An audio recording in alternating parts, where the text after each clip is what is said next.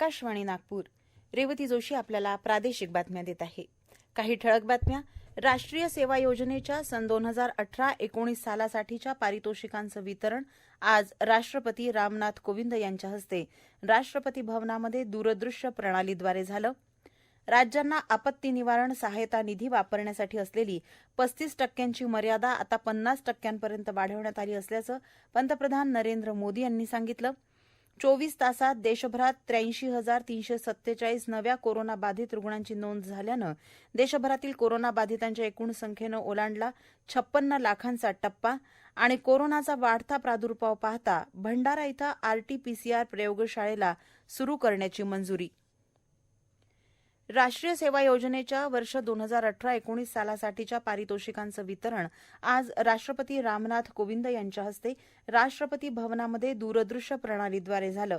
यावेळी बोलताना राष्ट्रपतींनी या उपक्रमाद्वारे समाजसेवेत योगदान देणाऱ्या स्वयंसेवकांचं कौतुक केलं.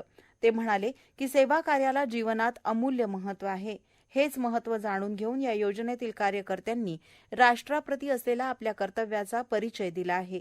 या निष्ठावान युवकांच्या हातात देशाचं भवितव्य सुरक्षित आहे असा विश्वासही राष्ट्रपतींनी यावेळी व्यक्त केला. केंद्रीय क्रीडा आणि युवक कल्याण मंत्री किरेन रिजिजू यावेळी उपस्थित होते. ही पारितोषिकं 42 जणांना देण्यात आली. त्यात 14 युवतींचा समावेश आहे. राष्ट्रीय सेवा योजनेचे आजमितीला देशभरात 40 लाख स्वयंसेवक आहेत.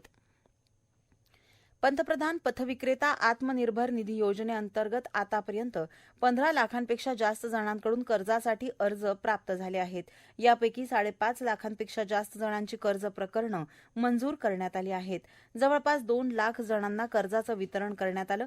गृहनिर्माण आणि शहरी कामकाज मंत्रालयाच्या वतीनं कोविड-19 टाळेबंदीनंतर 50 लाख पथविक्रेत्यांना त्यांचे व्यवसाय पुन्हा सुरू करता यावेत यासाठी तारणमुक्त खेळतं भांडवल उपलब्ध करून देण्याकरता पंतप्रधान स्वनिधी योजनेची अंमलबजावणी करतायत. प्रधानमंत्री स्वनिधी योजनेची अंमलबजावणी वेगानं करून पथविक्रेत्यांना आत्मनिर्भर बनविण्यासाठी त्यांना तातडीनं वित्तीय मदत संबंधित संस्थांकडून मिळण्यासाठी उपाय योजण्यात येत आहेत. पंतप्रधान नरेंद्र मोदी यांनी आज फिट इंडिया संवादाअंतर्गत आरोग्य आणि व्यायाम प्रेमी जनतेशी संवाद साधला. फिट इंडिया मोहिमेच्या पहिल्या वर्धापन दिनानिमित्त या संवादाचं आयोजन करण्यात आलं होतं. आजच्या वातावरणात आरोग्य आणि स्वास्थ्याला अनन्यसाधारण महत्त्व आहे. आपल्या प्राचीन जीवनशैलीत याचा अंतर्भाव आहे. त्याकडे आता अधिक सजगतेनं लक्ष देण्याची गरज आहे असं प्रधानमंत्री यावेळी म्हणाले.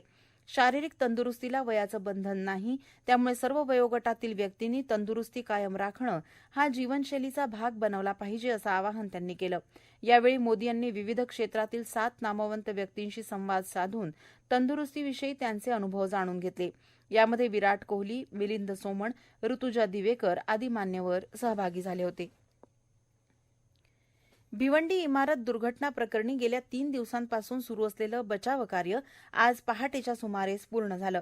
या इमारतीच्या ढिगाऱ्यातून 38 मृतदेह बाहेर काढण्यात आले तर 25 जणांना वाचवण्यात बचाव पथकाला यश आलं आहे. सध्या एका 2.5 वर्षाच्या बालकाचा तपास सुरू असल्याचं आमच्या वार्ताहरानं कळवलं. राज्यांना आपत्ती निवारण सहायता निधी वापरण्यासाठी असलेली 35% मर्यादा आता 50% वाढवण्यात आली असल्याचं पंतप्रधान नरेंद्र मोदी यांनी सांगितलं. कोविड-19 रुग्णसंख्या जास्त असलेल्या 6 राज्यांसह दिल्लीचे मुख्यमंत्री आणि आरोग्यमंत्री यांची त्यांनी दूरदृश्य प्रणालीच्या माध्यमातून आज बैठक घेतली. त्यावेळी ते बोलत होते.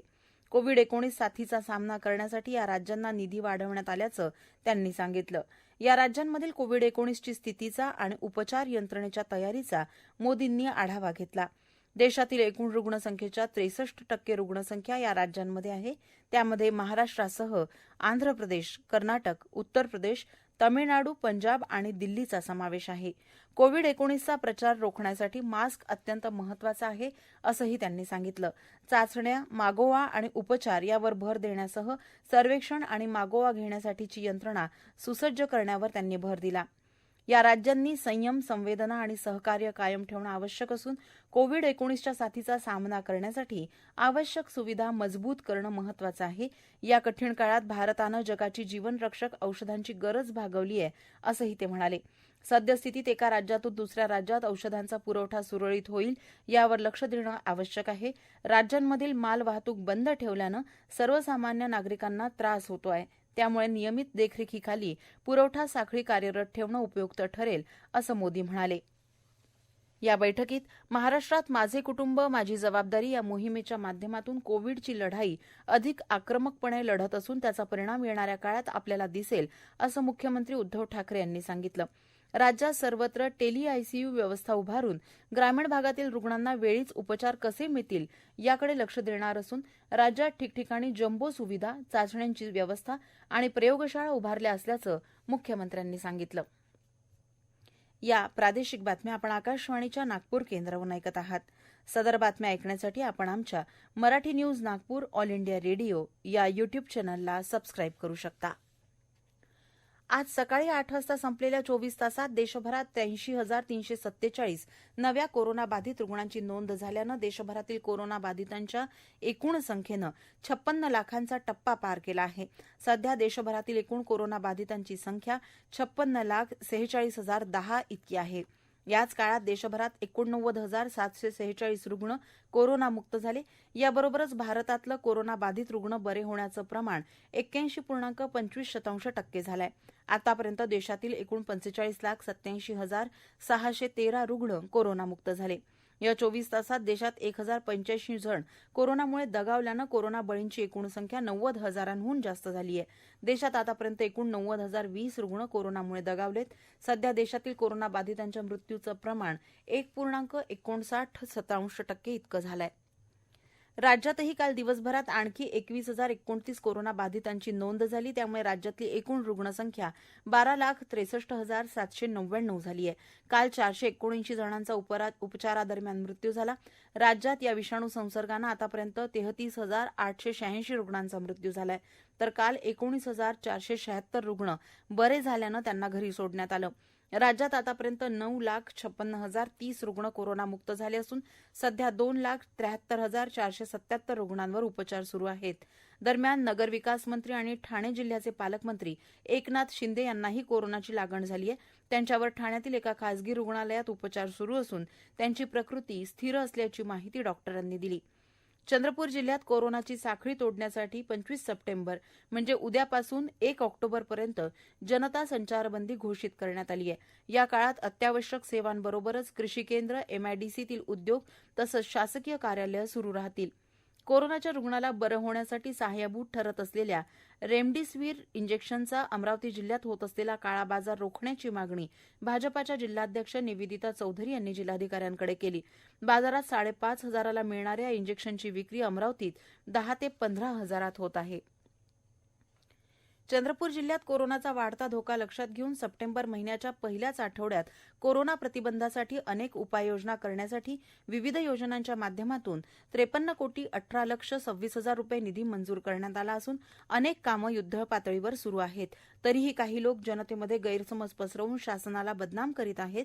मात्र कोरोनाच्या काळात नागरिकांच्या आरोग्याची काळजी घेण्याकरिता करोडो रुपयांची कामं युद्धपातळीवर सुरू असल्यानं कोरोना आपत्तीच्या काळात जनमानसात गैरसमज निर्माण होईल असं कोणतंही काम कोणीही करू नये असं आवाहन मदत आणि पुनर्वसन मंत्री तसंच चंद्रपूर जिल्ह्याचे पालकमंत्री विजय वडेट्टीवार यांनी केलं.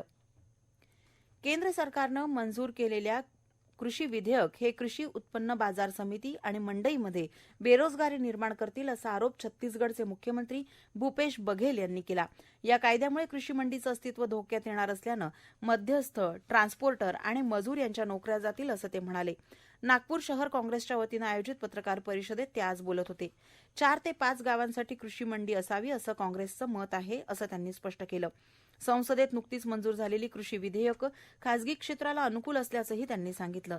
ते म्हणाले, कंत्राटी शेतीचा फायदा लहान आणि सीमांत शेतकऱ्यांना न होता खासगी कंपन्यांना होईल. राष्ट्रपतींनी या विधेयकांना मान्यता देऊ नये अशी मागणी त्यांनी केली.